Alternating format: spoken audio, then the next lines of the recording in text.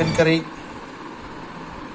Carrot fry, fish curry, రాగి సంగటి, పాయసం, దోసకాయ పప్పు, వైట్ రైస్,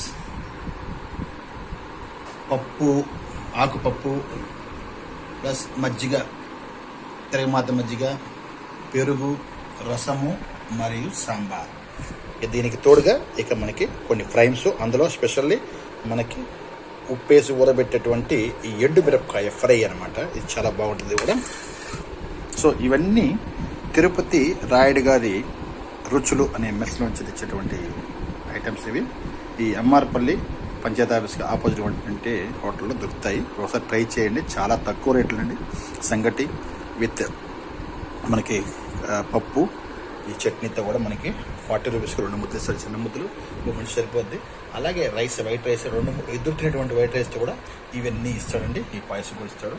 ఇక స్పెషల్గా మనకు non veg, fish curry, Nellore type, chicken అన్నీ దొరుకుతాయి. ఒకసారి ట్రై చేయండి, ఎలా ఉంది చెప్పండి. Thank you.